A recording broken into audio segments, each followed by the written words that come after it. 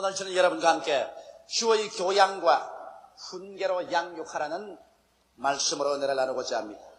국가에서는 5월을 청소년의 달로 선포했었습니다. 그리고 5월 5일은 어린이날입니다. 어린이는 우리 가정의 기쁨이요 보배요 고민이며 내일의 희망이기도 한 것입니다. 그럼에도 불구하고 어른들과 어린이들 세계는 날이 갈수록 점점 멀어져만 가고 대화의 단절이 깊어져 가고 있습니다. 오늘날 어른들은 어린이들을 보고 요사이 어린이들은 어른을 몰라본다. 말을 듣지 않고 대들며 말버릇이 나쁘다. 참을성이 없다. 물건을 아낄 줄 모른다. 시간만 있으면 전자오락실이나 가려고 하고 오락을 즐긴다. 그렇게 비난합니다. 그러나 서울대학교 사회학과 연구소의 발표에 보면 오히려 어린이들은 조사 대상의 80%가 어른들이 공중도덕을 안 지키면서 우리 보고 공중도덕을 지키라고 말한다. 어른들은 은행이 일치하지 않는다고 말한 애들이 60%나 되고, 그리고 52%의 어린아이들이 어른들은 욕심이 많고 이기적이다. 그렇게 비난하고 있습니다. 그러므로 그 무엇인가 어른들과 어린이들 사이가 잘못되어 가고 있는 것이 분명합니다. 우리들은 이와 같은 어려움을 극복하고 어떻게 우리의 2세 국민을 양육해야만 할 것인가. 이미 여러분 어린이들이 없는 가정도 있을 것입니다. 그러나 대다수 여러분 우리는 어린이들을 모두 다 가계 혈통 중에 가지고 있습니다. 이러므로 어떻게 어린이들을 양육해야 될 것인가, 이 문제를 우리 오늘 하나님 앞에서 생각해 보고자 하는 것입니다. 첫째로 우리가 어린이들을 키울 때 오늘 물질 만능주의, 황금 만능주의에 젖어서 이 찰나적이고 순간적인 세상에 초점을 두고 키워서는 안 될 것입니다. 우리는 인간 삶의 중에서 절대 관심사와 일시적인 관심사를 혼돈시켜서 어린아이들을 키워서는 안 됩니다. 여러분, 예수님께서 이런 이야기를 하셨습니다. 한 동리에 부자가 있었습니다. 이 사람은 고운 옷과 자색 옷을 입고 밤낮으로 주지 육림 속에서 연락을 했었습니다. 왜냐하면 이 부자는 물질과 권력과 쾌락 만능주의자인 것입니다. 그는 생각이를 사람이 세상에 태어나서 죽으면 그뿐이다. 그러므로 내일 죽을 것이니 오늘 먹고 마시자는 이와 같은 쾌락주의자였습니다. 그러나 그 사람의 대문가에는 거지가 한 사람이 있었는데 그 거지의 이름은 나사로였습니다. 그는 온몸이 병들었습니다. 온몸에 헌대가 났습니다. 개와 함께 자고 개들도 그 헌대를 핥았습니다. 그는 부자의 밥상에서 떨어지는 부스러기를 먹고 살았었습니다. 그러나 이 거지는 물론 거지였지만 그러나 그의 마음은 하나님 중심, 신앙 중심, 예배 중심, 영원한 생명을 생각하는 것에 초점을 두고 살은 것입니다. 다 같은 두 사람이 이 지상에 살았지만 한 사람은 현세 중심이고 다른 사람은 영생 중심이었습니다. 한 사람은 물질 중심이고 한 사람은 영혼의 문제에 초점을 둔 것입니다. 이 두 사람이 이 땅에 살다가 성경은 말하기를 세월이 흘러가며 다 죽었었습니다. 거지가 죽음에 사람들은 그 시체를 둘둘 말아서 땅에 파묻어 버렸지만은, 그러나 성경은 말하기를 하나님의 천사들이 이 나사로를 품에 안고 올라가서 낙원 아브라함이 있는 곳에 아브라함의 품에 데리고 갔다고 말하고 있는 것입니다. 그리고 이 부자가 죽음에 사람들은 굉장한 재력이 있는 부자이기 때문에 장엄한 장례식을 치렀었습니다. 깃발이 하늘을 나르고 행렬이 끝이 없이 줄을 서서 그를 장례 지냈지만은, 그러나 그 사람이 자기의 화려한 공동묘지 속에 있다고 말하지 않으셨습니다. 부자는 음부에 떨어졌다고 말한 것입니다. 그리고 그 불꽃 가운데서 그 영혼이 번뇌하다가 고개를 들어보니 낙원에서 아브라함의 품 안에서 위로받고 있는 나사로를 보고 그는 외쳐 말했습니다. 아버지 아브라함이여, 나사로를 보내서 그 손에 냉수를 찍어 물 한 방울로 내 혀를 서늘게 하여 주시옵소서. 나는 이 불꽃 가운데 번뇌하여 견딜 수가 없나이다. 그럴 때 아브라함이 대답했습니다. 얘야, 너는 세상에 있을 때 육신의 정욕, 안목의 정욕, 이 세상 자랑, 물질 중심, 쾌락 중심으로만 살았다. 영생을 위해서 조금도 준비하지 않았다. 그러나 나사로는 세상에서 고난을 당했었으나 그는 하나님을 생각하고 믿음을 가지고 예배드리며 영생에 초점을 두고 살았다. 그는 지금 여기에서 위로를 받고 너는 그곳에서 고통을 받고 있다. 또 그리고 거기에 부가해서 너와 나 사이에는 큰 구렁이 있어서 이곳에서 이곳으로 건너갈 수도 없고 그곳에서 이곳으로 건너올 수도 없고. 그러자 이 부자는 최후의 기도를 했습니다. 아브라함이여, 그러면 내 기도 하나를 들어주십시오. 세상에는 내 형제 5이 있는데 그들도 똑같이 물질 만능주의, 황금 만능주의, 쾌락 만능주의, 찰나주의, 현실주의로 살고 있습니다. 그들도 죽으면 이곳에 올 것인데 제발 나사로를 보내셔서 그들에게 경고하여 나 있는 곳에 오지 않게 하여 주시옵소서. 그럴 때 아브라함은 대답했습니다. 이 사람아, 세상에는 모세도 있고 선지자들도 있다. 그가 모세의 글이나 선지자의 글을 읽고 회개하지 아니하면 나사로가 죽은 자 가운데서 부활해 가서라도 그 말을 믿지 아니하리라. 최후의 소원도 거부되고 말한 것입니다. 여기에서 부자가 죽어 없어졌다고 말하지 아니하고 나사로가 죽어서 사라졌다고 말하지 않으셨습니다. 하늘과 땅과 세계와 그 가운데 모든 것을 지으신 하나님의 아들이 구체적인 사건을 통해서 사람이 육신의 장막집을 벗어버리면 없어지는 것이 아니라 천국이냐 지옥이냐 영생이냐 영멸이냐 영광이냐 수치냐 그 둘 중에 하나를 반드시 선택해야 된다는 것을 말씀하고 있는 것입니다. 이러므로 여러분, 우리는 우리의 자녀들을 키울 때 이 영원한 실상을 마음속에 가지고 자녀란 것은 우리의 소유물이 아니라 하나님께서 우리에게 맡긴 기업으로서 우리가 잘 길러서 하나님의 백성으로 가꾸어 하나님께 바쳐야 될 의무와 책임이 있기 때문에 영원에 초점을 두고 인생을 살도록 자녀들에게 가르쳐야만 되는 것입니다. 그러므로 황금 만능주의, 물질 만능주의, 한탕주의, 쾌락주의 이런 것을 중심으로 자녀를 길러놓으면 자녀의 생애도 이 세상에서 망칠 뿐 아니라 그 영원한 영혼을 파멸시켜버리고 많은 비극을 겪게 되는 것입니다. 이러므로 여러분, 이 세상에 사는 동안에는 이 세상에 초점을 두지 말고 영생에 초점을 두게 하십시오. 나는 세 자녀를 키웠었습니다. 이제 우리 집에는 어린이는 없습니다. 그러나 나는 이 세 자녀를 키우면서 늘 제가 아침마다 저녁마다 말한 것은 나는 너희들이 부귀영화 공명을 얻기를 원하지 않은 세상에 출세 못해도 좋다. 그러나 내가 너희들에게 부탁하는 것은 이 세상을 살면서 먼저 할 일과 나중 할 일이 있다. 먼저 할 일에는 하나님을 경외하고 예수님을 잘 믿고 섬기는 것이 먼저 할 일이요, 나중 할 일이란 이 세상에 살면서 무엇을 먹을까, 무엇을 입을까, 무엇을 마실까 하며 사는 것이다. 먼저 할 일을 먼저 하면 나중 할 일은 하나님이 도와주신다. 이 세상에서 부귀영화 공명을 얻어 크게 출세하지 못해도 좋다. 왜냐하면 이 모든 세상의 것은 잠시 잠깐 후에 지나가 버릴 찰나적인 것에 불과하다. 우리 이 세상은 영생을 얻기 위해서 가는 한 과정에 불과하기 때문에 이 세상에서 부귀영화 공명을 얻기 위해서 영생을 잃어버리는 일은 하지 말라고 늘 부탁을 하고 왔습니다. 여러분, 어린이들이 그 말이 무슨 의미인지 잘 모르겠지만 그러나 부모가 계속 가르치면 그것이 뱃속에 아로사겨져서 나중에 자기가 사회에 나가서 부딪히게 될 때 그 부모의 가르침과 생각이 기억나게 되고 그의 삶의 올바른 좌표를 설정할 수가 있는 것입니다. 물질 세계는 순간적 세계이며 영적 삶은 영원한 것입니다. 삶의 초점을 영원에 두도록 여러분께서 철저히 어린이들에게 가르치십시오. 오직 하나님 앞에서만, 하나님 안에서만 삶의 영원 목적이 있고 가치가 있고 이유가 있고 삶의 행복이 다가올 수 있기 때문인 것입니다. 둘째로 여러분, 우리 자녀를 교육할 때 도덕적인 인물로 키워야만 하는 것입니다.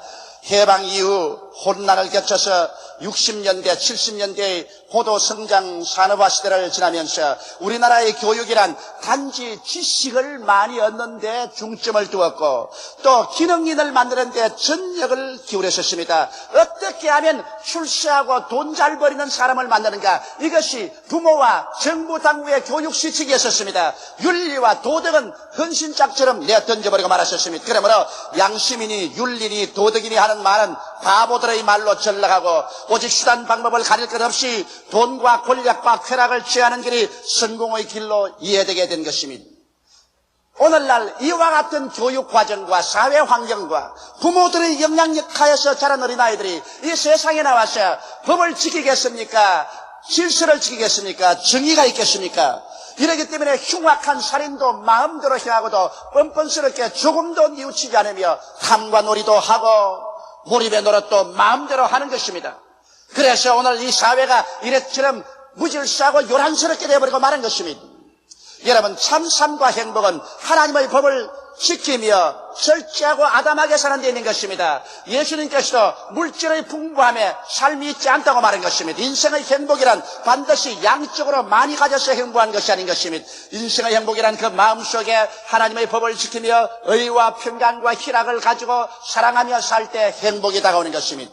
그렇기 때문에 우리 어린아이들을 키울 때 반드시 하나님의 십계명을 중심으로 해서 윤리와 도덕적인 교훈을 가지고 가르쳐야 되는 것입니다. 나는 어느 우리 조장님 집에 가서 크게 감동을 느꼈었습니다. 그게 예배 드리러 가보니까 그 어린아이의 방에 침대에다가 십계명을 크게 써서 붙였습니다.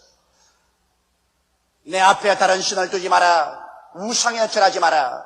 하나님의 이름을 망령되이 부르지 마라. 안식일을 거룩히 지키라. 내 부모를 공경하라. 살인하지 마라. 간음하지 말라. 도둑질하지 말라. 내 이웃을 거짓 증명하지 마라. 내 이웃을 탐하지 마라. 그렇게 해서 붙여놓았습니다.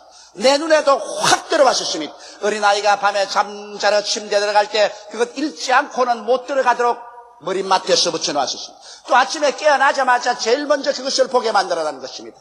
어린아이들이 그것을 읽고 실제로 그것을 지금은 당장 실천하지 않을지 몰라도 여러분, 우리 한국 옛말에 3살 버릇이 8가지 간다는 말이 있습니다. 성경에도 마땅히 할 일을 어린아이에게 가르치라. 그래야만 그가 100발이 되어도 그 길을 떠나지 않으라고 말한 것입니다. 이와 같은 가정의 교육이 그 마음속에 있으면 그가 이 땅에 살 동안 무엇이 옳고 무엇이 그런 것을 알게 되는 것입니다. 하나님의 십계명과 그 이후의 계명들은 여러분과 나를 괴롭히기 위해서 만들어 놓은 것이 아닙니다.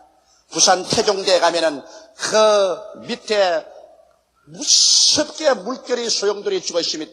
그 시커먼 물결이 소용돌이 치는 거 봐도 간이 서랍니다. 그러나 태종제 그 난관에는 이 철책을 쫙 세워놨습니다. 왜 이곳에 철책을 세워놨느냐? 우리의 자유를 구속하는 것이 아니냐? 이 철책을 다 뜯어버리라. 그래서 그 철책을 다 거두어버린다면 여러분, 자유를 구속하는 것이 아니라 그 철책 없는 곳에 그대로 걸어갔다가는 태종대 깊은 바다에 수장되어버리고 말 것입니다.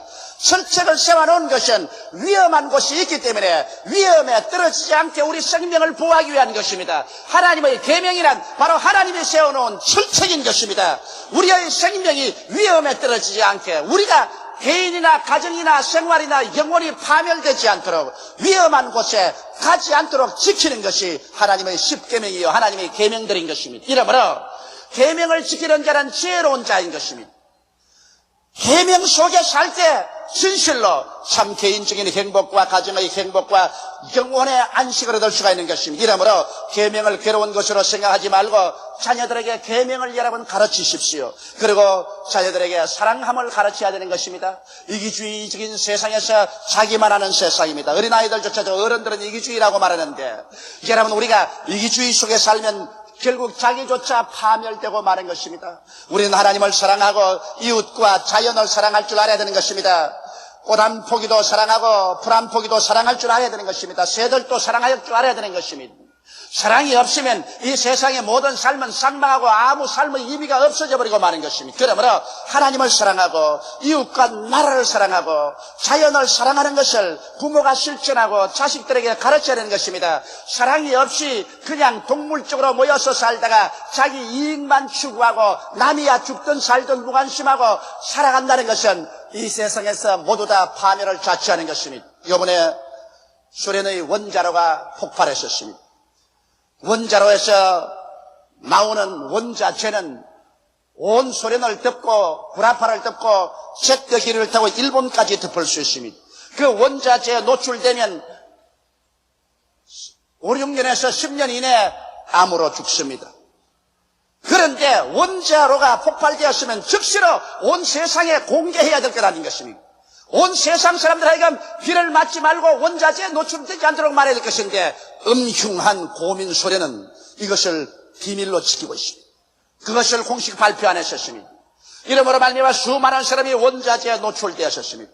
적어도 앞으로 10만 명 이상이 원자재에 노출되어서 암으로 죽을 것이라고 예언하고 있습니다.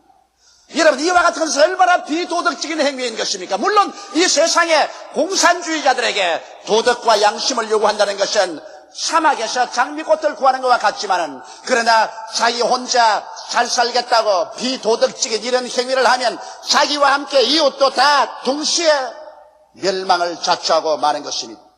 이러므로 오늘날 정치체 가운데서 이 세상에 가장 무자비하고 가장 흉악하고 가장 비도덕적인 것이 공산주의 체제인 것입니다. 공산주의 체제는 인정도 사정도 없습니다.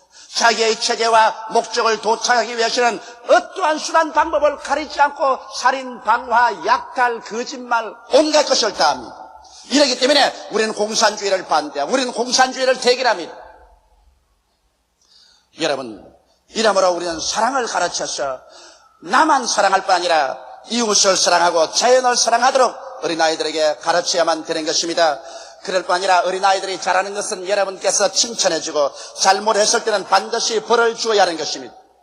내 자식이라고 해서 못한 것조차 자꾸 커버해주고 변명하면 안 됩니다. 내 자식이라도 나무 자식보다 더 신랄하게 잘한 것은 잘했다, 못한 것은 못했다고 종아리를 때려야 되는 것입니다. 부모가 그 종아리로서 자녀를 때리면 그 영혼을 파멸해서 구출할 수가 있는 것입니다. 이러므로 신상필벌을 부모들이 할 줄 알아야 되는 것입니다. 셋째로, 여러분, 우리는 어린아이들을 기를 때 지적 소질을 개발해 줘야 되는 것입니다. 오늘날 우리 한국 사회 교육제는 무엇이 잘못되어도 보통 잘못된 것이 아닙니다. 왜냐하면 입시 위주의 교육에 어린아이들이 시들어가고 있습니다. 벌써 아직 유치원도 들어가기 전에 한글을 다 가르쳐야 되고 영어를 가르쳐야 되는 것입니다. 취업 박으면서 너 공부 안 하면 이제는 떨어진다. 서울대학이나 고려대학이나 연세대학에 못 들어가면 사회에서 낙오자가 된다. 그리고 너 공부 못하면 시계 주고 엿장사나 하려나? 그래서 아침에 깨어날 때부터 공부해라.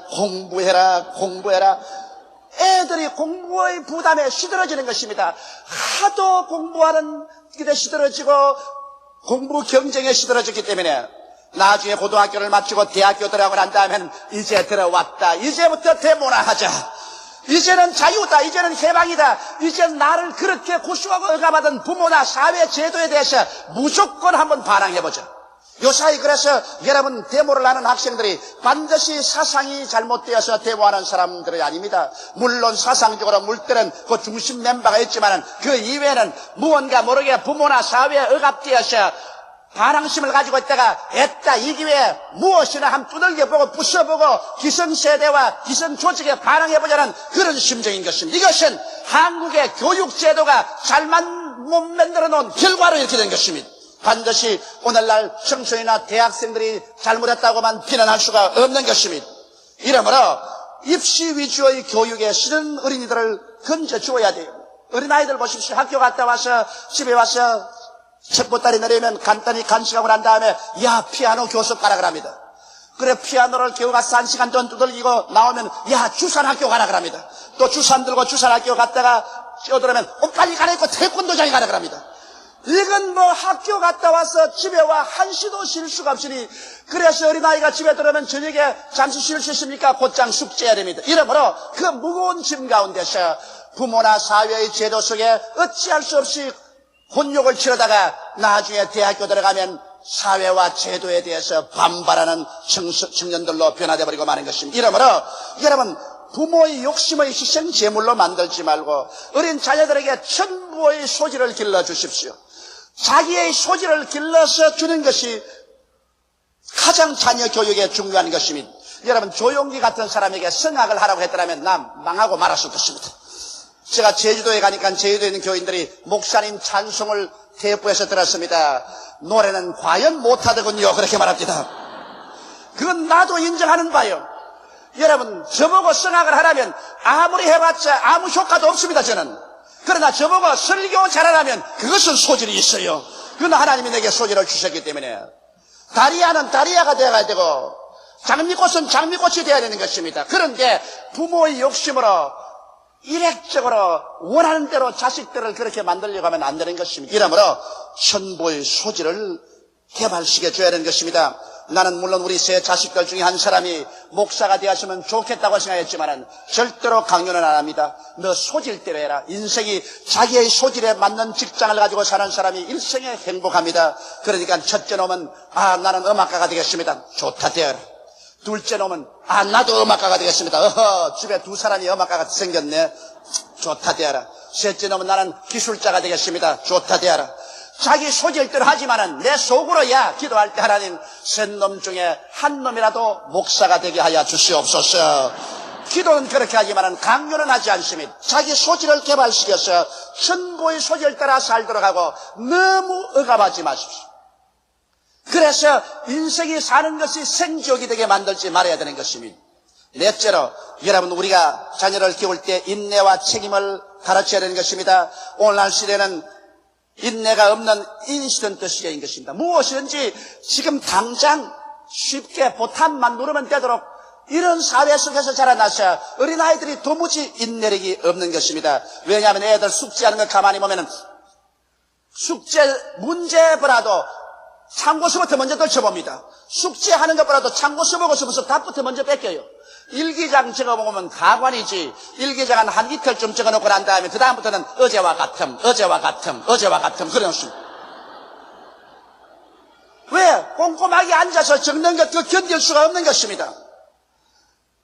그러니 밥 먹는 것도 기다려서 밥 먹자니까 인내심이 견디지 못하니까 당장 전화를 해서 피자 갖다 먹고 햄버거 먹어서 피자 살이 져서 살만 뚱뚱하게 이렇게.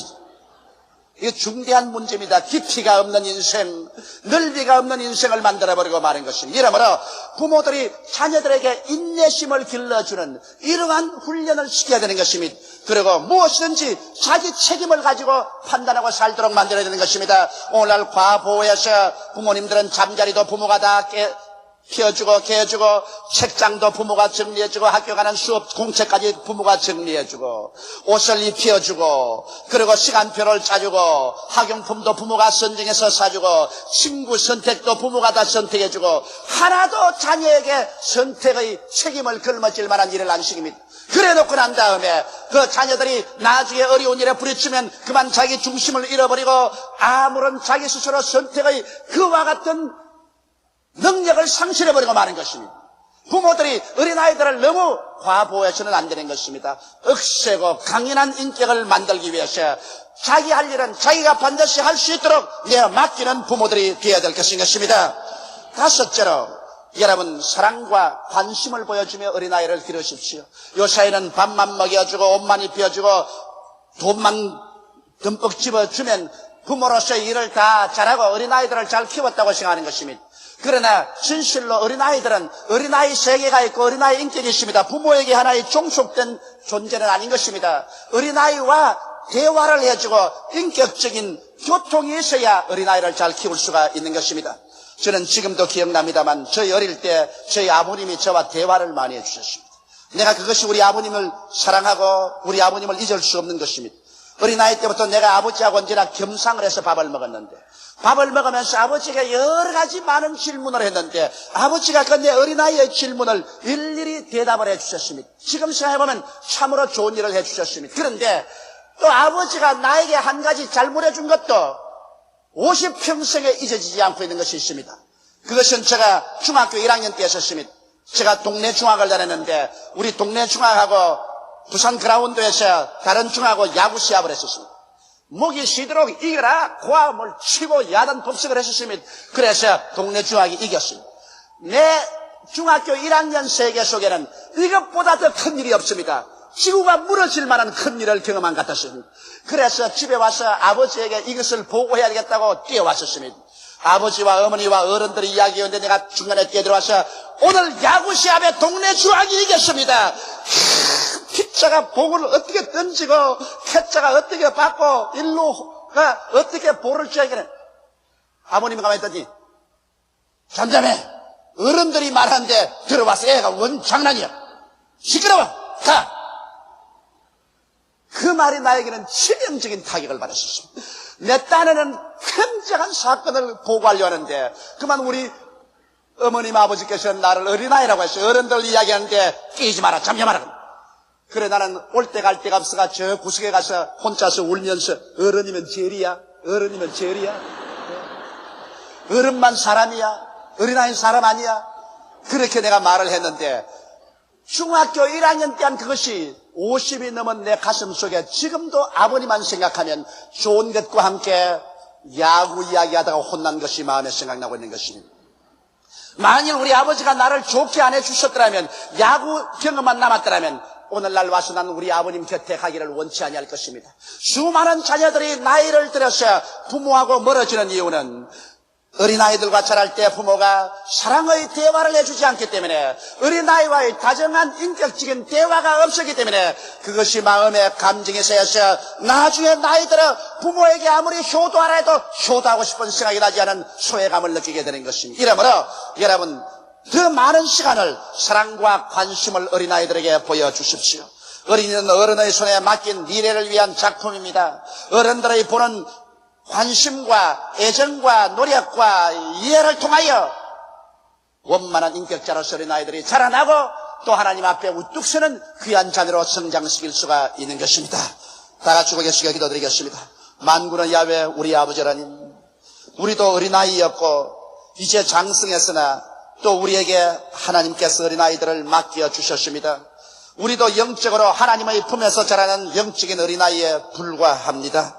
하나님 아버지여, 그러므로 연예 행사로 어린이 주간을 지나는 것이 아니라 진실로 우리에게 맡겨준 자녀들을 우리가 올바르게 키워가는가, 그것을 생각하게 도와주시옵소서.